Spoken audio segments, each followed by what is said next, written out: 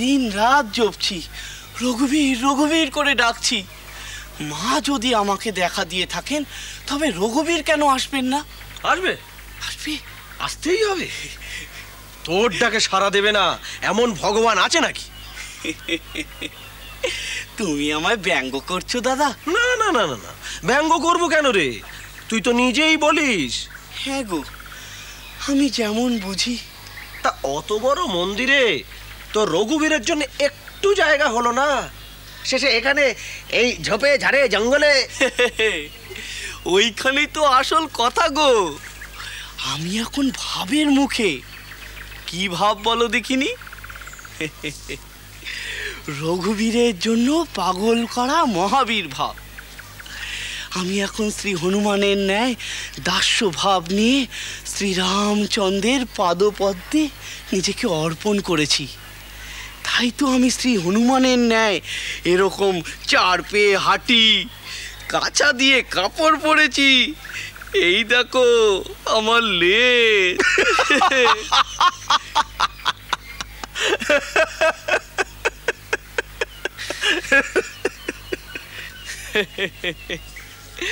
বোকার পাপীরাই এসব দেখে হাসাহাসি করবে, তাতে তো আমার ভগবান ছোট হবে। তাই তো আমি এই জঙ্গলে এসে এই ভাবমুখ নিই। আর তাছাড়া ভক্ত মহাবীরের কাছে রঘুবীর আসবে, তাকে তো এই জঙ্গলেই আসতে হবে গো, রাজপ্রাসাদে তো আর আসবে না।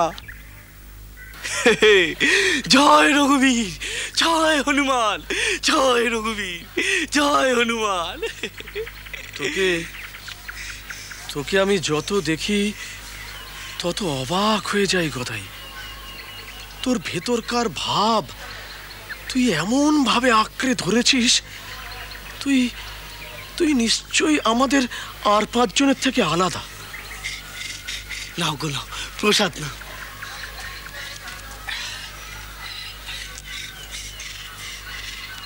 এনো খাও। হ্যাঁ, না না রাখ, আমার এখনো পুজো সারা হয়নি।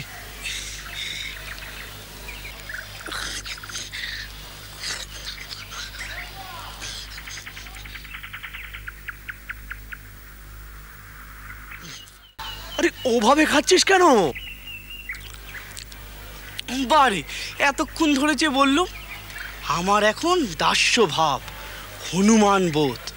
আমি আমার নিজের মধ্যে মহাবীর ভাব আরোপ করেছি, তবে জোর করে নয়, নিজে থেকেই আপনা আপনি এই ভাব আমার মধ্যে এসেছে গো।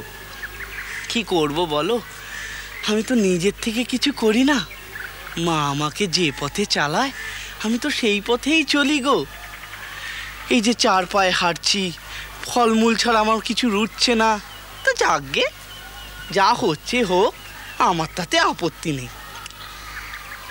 তো হ্যাঁ গো, তুমি যে একটু আগে বললে পুজোর কাজ তোমার সারা হয়নি। হ্যাঁ। তো হ্যাঁ গো, তুমি কি এখনো মায়ের ঘরের পুজোর কাজ চালিয়ে যাচ্ছ নাকি? হ্যাঁ। কি সাহস গো তোমার!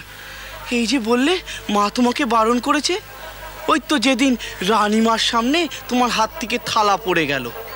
রাত্রিকালে তুমি আমায় বললে সন্ধ্যা আহ্নিকের সময় মা তোমায় দেখা দিয়ে আদেশ দিয়েছেন তুমি যাতে মায়ের পুজোর কাজ না করো।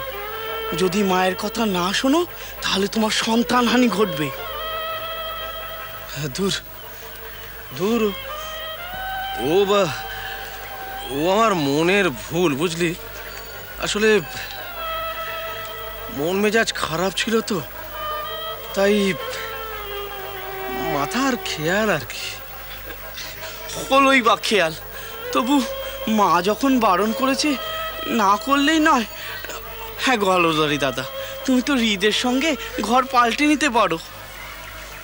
তুই তো বলেই খালাস।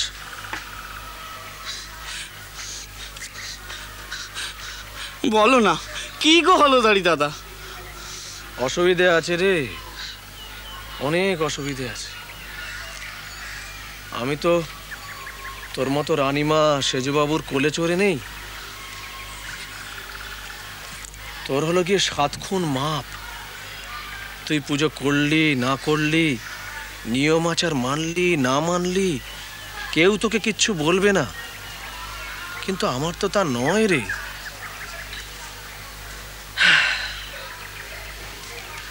এই পেটের দায় সংসার প্রতিপালনের জন্যে, ছেলেপুলেদের মুখে দুটো অন্ন তুলে দেওয়ার জন্যে আমি কাজের সন্ধানে এখানে এসেছিলাম। গোবিন্দের কৃপায় কাজ জুটেও গেল। কিন্তু এখন যদি বলি আমি কালীঘরে কাজ করব না, তারা তারা মানবে কেন? আর তারপর যদি কাল বলে তোমাকে আর চাকরিটা করতে হবে না, তখন তা হলেই বা। ও যেমন চলছে বুঝলি, তেমনই চলুক।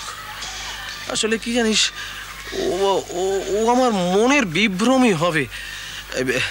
শোন, আমি একথা কাউকে বলিনি, তুইও বলিস না। সেজবাবুর কানে গেলে আমার ক্ষতি হবে। সে না হয় আমি নাই বললাম গো দাদা, কিন্তু তোমার পুজোর কালে আর নিষ্ঠার কালে এমন সংকট। সংকট? ওরে সংকট তো আমাদের মতো লোকেদের থাকবেই। নিষ্ঠাবান ব্রাহ্মণ পরিবারে জন্মেছি, শাস্ত্র পাঠ করেছি, বাপ ঠাকুরদার নিয়ম অনুশাসন গ্রহণ করেছি, পদ্ধতি আচার মেনে পুজো শিখেছি। সে তো আমিও নিষ্ঠাবান ব্রাহ্মণের ঘরে জন্ম নিয়েছি গো। কিন্তু তুই বাকিগুলো তো কিছুই করিসনি। তোর শুধু একটাই মূলধন, তুই ভগবান ভগবান বলে পাগল হতে পারিস। সে তোর অন্তরের ভাবই হোক বা বাইরের দেখেনদারি হোক, তুই নিজেকে বিশ্বাসযোগ্য করে তুলতে পেরেছিস।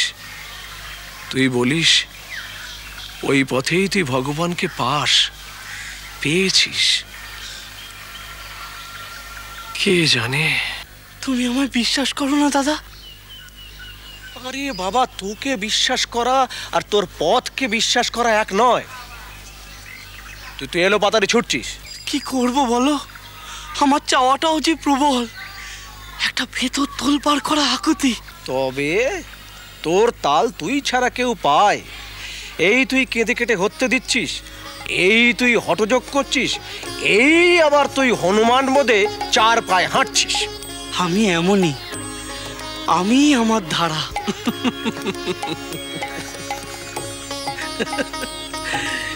এ তোর কেমন ধারা জানিস? মাকে ভোগ খেতে দিয়ে তো একটু বসতে হয়। তুমি জানো না, ছোট মা কিন্তু খুব রাগ করবে। হ্যাঁ করুক, সব তার ইচ্ছে মতো হবে নাকি? না তা নয়, কিন্তু চালু নিয়ম বলে তো একটা ব্যাপার আছে। যার নিয়ম তার কাছে, আমি এর বেশি পারবো না। আর তাছাড়া ধ্যান জপ অঞ্জলি নৈবেদ্য সবই তো আমি করেছি, শাস্ত্রাচারের কিছুই তো বাদ দিচ্ছি না। সে কথা কি আমি বলেছি?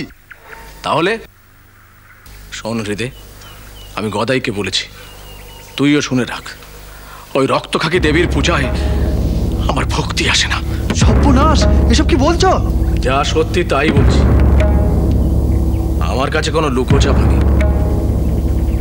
আমি বৈষ্ণব, কৃষ্ণ পথচারী, জীবে প্রেম আমার ধর্ম।